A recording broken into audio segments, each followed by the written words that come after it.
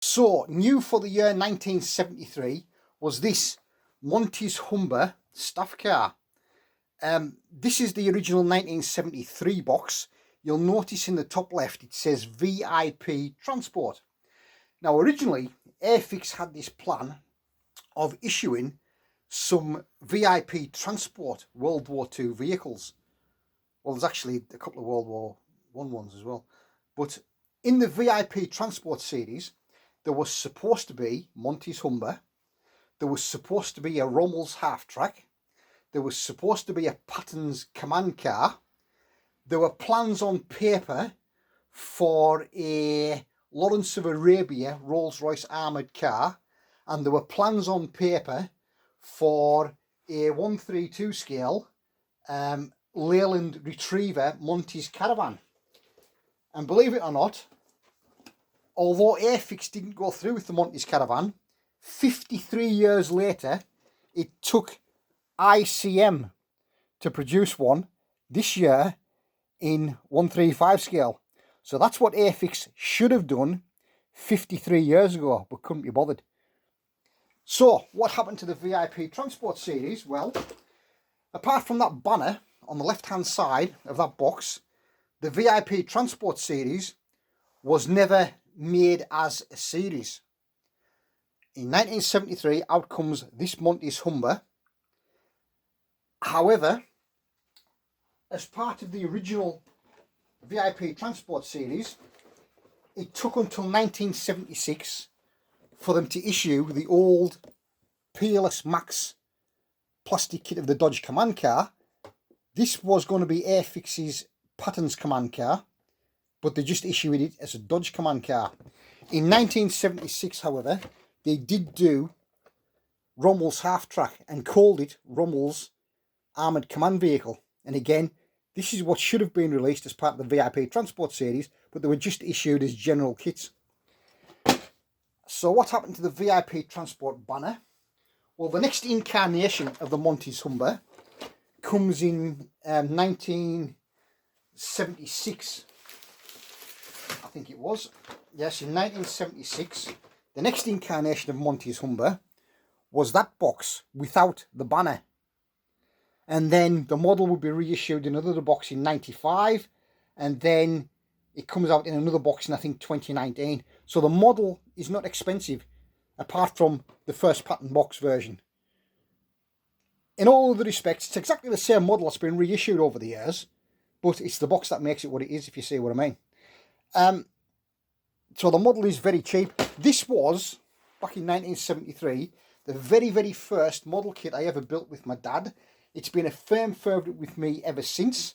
You can build it as the picture shows, with the hood down or with the hood up.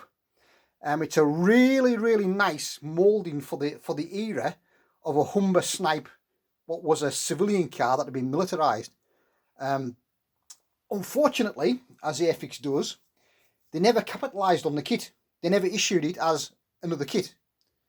There were plans in the old Military Modelling magazine back in the day to convert the kit into a box van as a YMCA T car. There was also plans in Military Modelling magazine to convert the kit into the estate car version, the Humber Heavy Utility. Airfix never ever capitalised on this kit in any way at all.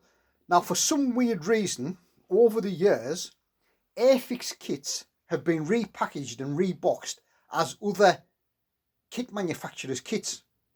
But this Monty's Humber is the only Airfix kit that I know of that has remained an Airfix branded kit. No other kit maker has put their brand name to this model. You know how some of them eventually become Italieri kits and some of them become Revel kits? This has always been an Airfix kit. It's never been picked up by another manufacturer, which is a shame. Maybe because it's in the weird scale of 132 rather than 135. I don't know. So what do you get in the box? Get your basic constructions. Since the beginning of the First World War, staff cars in one form or another have been standard equipment with the British Army. With the advent of the Second World War, the British Army impressed over 4,000 cars to help supplement the 3,800 War Department operated vehicles already in use. probably the most famous and distinctive of the wartime staff cars was the Humber Snipe 4x2 4-seat open tourer, built from 41 to 44 by the Roots Group, more famously used by Field Marshal Montgomery. So the instructions, very, very easy to follow. Basically, no brainer. I mean, modern kit manufacturers could learn from the older kits like this. No brainer, goes together very easily. The only real problem I've ever had with building these kits is the two body halves are split down the middle, and when you glue them together they may be warped, which we'll have a look at. So that's putting it together, and then you get the choice of hood up or hood down, and then the paint scheme. And like I said, the only real problem I've ever had with any incarnation of this kit was the two body halves. In it you get your decal sheet, and all this has been put in a poly bag, and the poly bag is the original bag, and it's never been opened, so we're going to have to leave that sealed, I'm afraid. You get your glazing, your what to do if you lose part of the kit, but the body, as you can maybe see, is in two halves split down the middle, and this body usually warps, and you used to have to use copious amounts of elastic bands to hold the two together before they dry. But yeah, that one, like I say, it's in the original plastic bag, which is heat sealed, never been opened.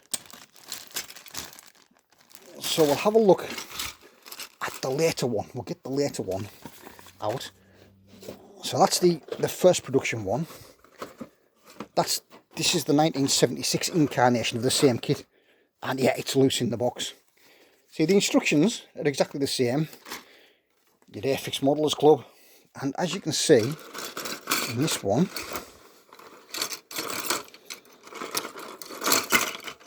as I mentioned, the two body halves are split down the middle, and usually, yep, see the back of that. That's how most of them come, and you have to use an elastic band to stick them together, to hold them together, otherwise they're not going to fit. See that? Fits there, don't fit there. That's the only problem with it. And what also impressed me as a kid was you build it upon the basic body floor pan, and what impressed me was the multiple piece plastic tyres with the Dunlop logo on them.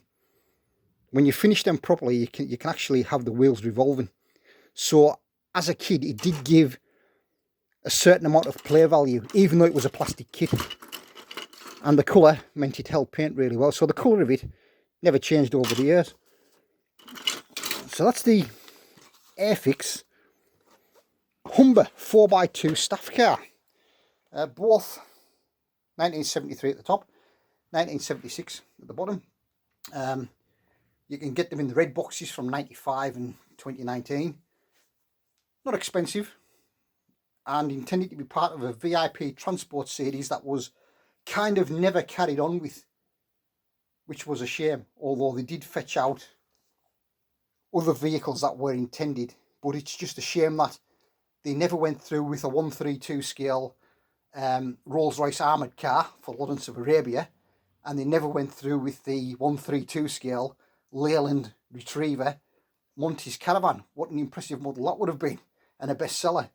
It's just a shame it took 53 years for a company called ICM to bring out one in 135 scale. So yeah, so that is the 1973 release of Monty's Humber. Always been a firm favourite of mine, and the first model kit I ever built all them years ago.